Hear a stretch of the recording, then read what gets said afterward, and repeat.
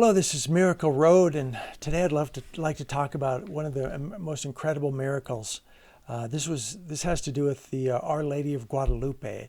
Now, in 1531, a peasant was walking down in Mexico near Mexico City.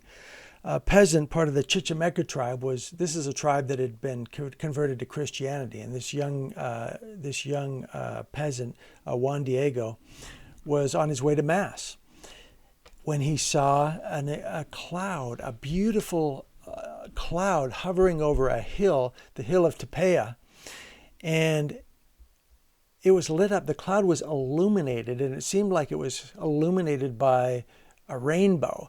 And he heard beautiful music coming from this hill, and then a voice called out to him by name to come up the hill, a beautiful girl's voice. And so he went up the hill. And who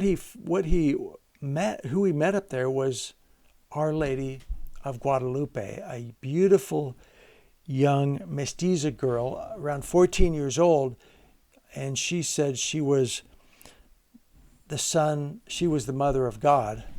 And she wanted him to go and talk to the Bishop-elect of Mexico City and tell him that she wanted a temple built in this location. And so he agreed to do this, and he went and he talked to the bishop-elect, but the bishop-elect was not convinced. This was not an important person. It was just a common peasant, and it seemed like a fantastic story, so he didn't believe it. So Juan Diego went back and he told Our Lady what had happened, and she said, "Look, I want you to try again. But this time, go back up to the hill of Tepeyac, to the top, and there's roses growing up." Now here comes another miracle. It's the middle of winter time, and there's roses growing up there. So he goes up there, and he collects the roses, and he's putting the roses in his tilma, which is like a poncho-like garment that he's wearing, and Our Lady is helping him arrange the roses. He's holding it up kind of like this. He's holding it up, and she's helping to properly arrange the roses, that he's going to take these roses to the bishop-elect as another miracle and proof that his story is authentic. Now, he goes to the bishop. He's got all the roses. He's holding them up here. He's holding them up here in his tilma, and he walks up and he lets them all fall out, all the roses, and this is an incredible miracle. Here you've got all these roses in the middle of winter, and they fall out. But really, another miracle took place at this very moment. At least one more miracle took place at this very moment, which was that the bishop wasn't just looking at the roses. He was looking at the tilma that was now spread out. And there was this incredible, beautiful image of Our Lady of Guadalupe right on the tilma that had been almost like photographically, miraculously imprinted into the tilma. And so a third confirmation, another miracle that was another confirmation of this miracle, was the cure of Juan Bernardino, who was the uncle of Juan Diego. He had been incredibly sick, and now he had a miraculous cure at this time. And another miracle was that 9 million Mexicans, because of this event, 9 million Mexicans were baptized because of Our Lady. This is an incredible story, and it's been studied for over 100 years by scientists and historians, and they've never been able to disprove the miraculous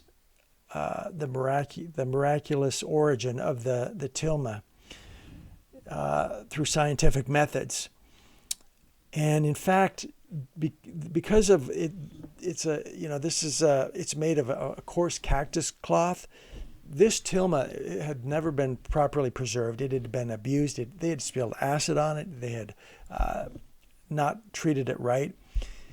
It had been through a lot, and it should have not even lasted because of the type of material, this cactus cloth. It only has a life of 30 years when it's exposed to air. It's still, even today, this cloth is perfectly preserved.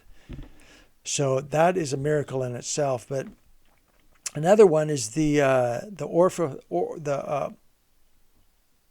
ophthalmologic effect of the eyes. Now, let me give you a close-up look of what the eyes look like. This is a book on it. You can see well, you can't really see too closely, but notice how her head is tilted down in humility.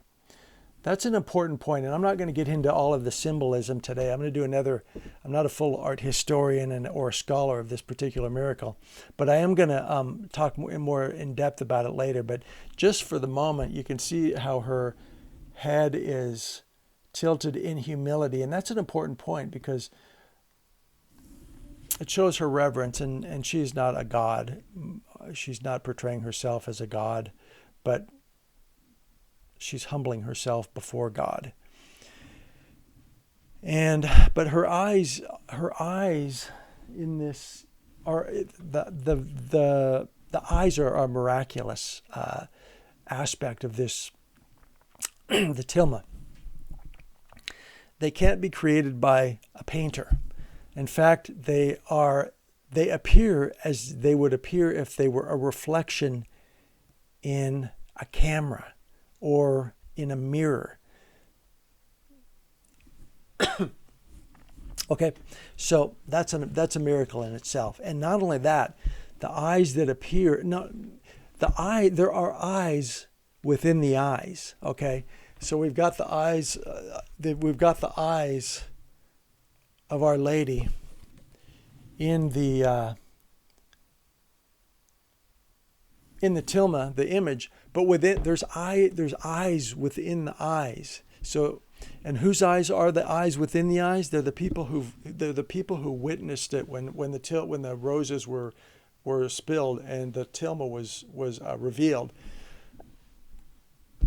So, it's almost like they were photographically imprinted into the painting at that time. So that's another part of the miracle. So this image of Our Lady, it's a beautiful image of Our Lady, and the imagery is very specific to appeal to the people of this area and this tribe, so they could connect with Our Lady in a special way, and that's the imagery I'll talk about in another video. But thanks for watching, and we'll see you next time.